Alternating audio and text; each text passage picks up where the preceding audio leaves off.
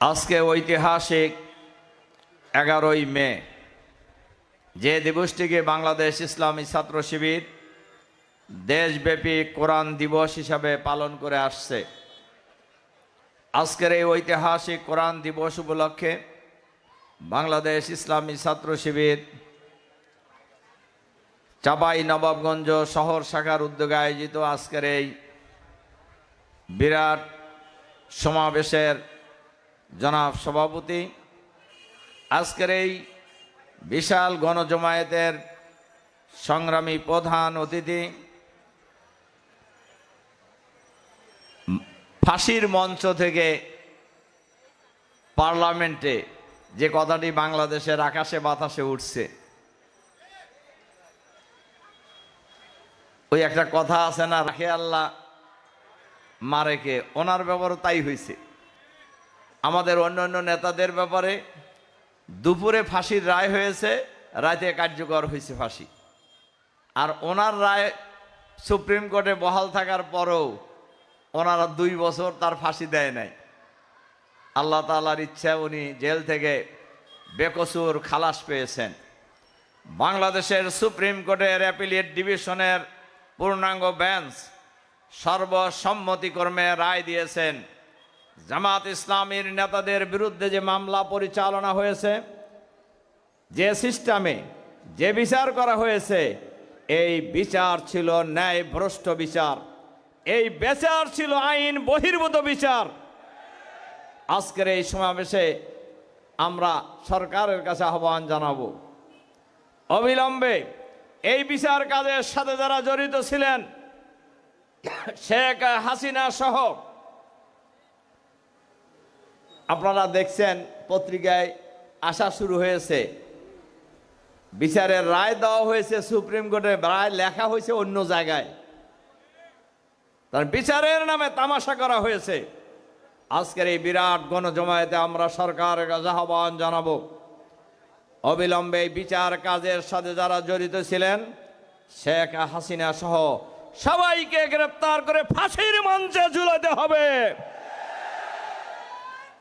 সংগ্রামী ভাই এবং বন্ধুগণ, আমাদের সেই নেতা এটিএম আজহারুল ইসলাম এমপি উপস্থিত আছেন, ইসলামী ছাত্র শিবিরের বিপ্লবী কেন্দ্রীয় সভাপতি, জুলাই বিপ্লবের অন্যতম নায়ক ছাত্রনেতা জনাব নুরুল ইসলাম সাদ্দাম, উপস্থিত আছেন ইসলামী ছাত্র শিবিরের আরেকজন প্রাক্তন কেন্দ্রীয় সভাপতি, ঢাকা মহানগরী দক্ষিণের সংগ্রামী আমির, চাঁপাইনবাবগঞ্জের সর্বস্তরের জনগণের নন্দিত নেতা জননেতা জনাব নুরুল ইসলাম বুলবুল এমপি সহ জাতীয় এবং জেলার নেতৃবৃন্দ, সাংবাদিক বন্ধুগণ, সুধীমণ্ডলী, সংগ্রামী ভাই ও বন্ধুগণ, আসসালামু আলাইকুম রহমতুল্লাহ।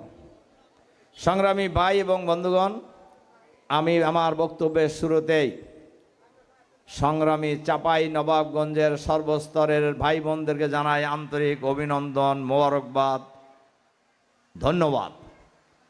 হাজারো নির্বাচনে ইঞ্জিনিয়ারিংয়ের পরেও, ইলেকশন ইঞ্জিনিয়ারিংয়ের পরেও চাঁপাইনবাবগঞ্জের 3টে আসনেই বিপুল ভোটে দাঁড়িপাল্লার প্রার্থীদের চাঁপাইনবাবগঞ্জবাসী নির্বাচিত করেছেন। এজন্য আমি তাদেরকে অভিনন্দন জানাই। এই চাঁপাইনবাবগঞ্জ এমন চাঁপাইনবাবগঞ্জ, যে চাঁপাইনবাবগঞ্জের সাথে আমাদের সম্পর্ক হৃদয়ের ছাত্র জীবন থেকে। আমরা যখন রাজশাহী বিশ্ববিদ্যালয়ের ছাত্র ছিলাম, তখন থেকে আমার এই চাঁপাইনবাবগঞ্জে আসা যাওয়া। এজন্য চাঁপাইনবাবগঞ্জের প্রতি আমাদের আলাদা একটা দুর্বলতা আছে। আরেকটা কারণে দুর্বলতা আছে, এই চাঁপাইনবাবগঞ্জে ঘরে ঘরে জামাত শিবির আছে।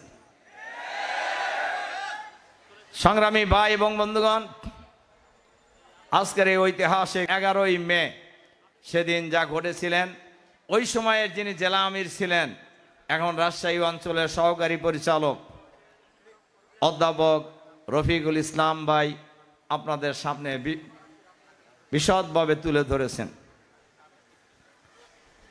কোরআনের মর্যাদা রক্ষার জন্যই চাঁপাই নবাবগঞ্জবাসী সেদিন রাজপথে নেমে এসেছিলেন। এর দ্বারা এটাও বোঝা যায় চাঁপাই নবাবগঞ্জের মানুষের সাথে ইসলামের একটা আলাদা সম্পর্ক আছে, যার কারণে চাঁপাই নবাবগঞ্জের জনগণ যে সংগঠনের উদ্যোগে এই গণমিছিলের আয়োজন করা হয়েছিল, তাদের আহ্বানে সাড়া দিয়ে হাজার হাজার লাখো তরুণ জনতা ঐক্যবদ্ধভাবে রাজপথে নেমেছিলেন। যে মিছিলে গুলি চালিয়ে 8 জন ভাইকে শহীদ করা হয়েছিল, কিন্তু চাঁপাই নবাবগঞ্জের মাটি থেকে ইসলাম নির্মূল করা সম্ভব হয় নাই।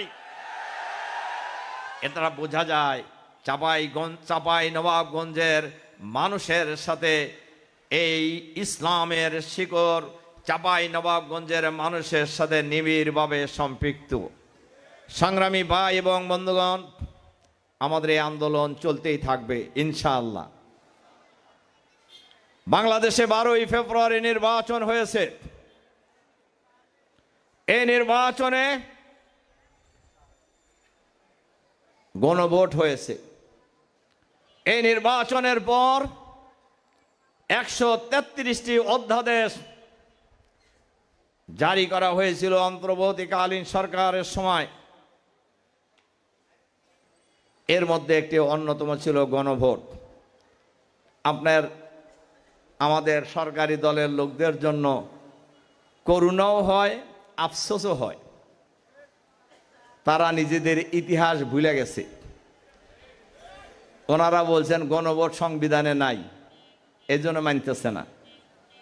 গণভোটের পক্ষে তাদের নেতা জনসভায় বক্তব্য রাখছে না? হ্যাঁ, রাখছি। চাঁপাই রহমান রাখে নাই? এখানে আসে নাই? হ্যাঁ, আসেন। ও এখানে আসে নাই, তাহলে আর বুঝবেন কেমনে? রাখছেন। কিন্তু মজার খবর বলছেন, একটা তো হলো নির্বাচনের পর নির্বাচন কমিশনের পক্ষ থেকে 2টি শপথের প্রস্তাব নিয়ে হাজির হওয়া হয়েছে। একটি হলো সংস্কার পরিষদের শপথ, আর একটা হলো জাতীয় সংসদ সদস্য হিসেবে শপথ। জামাত ইসলামের নেতৃত্বে বিরোধী দল আমরা 2টি শপথই গ্রহণ করেছি। সরকারি দল সংস্কার পরিষদের শপথ গ্রহণ করেন নাই। এর অর্থ হলো ওনারা গণভোট মানেন না।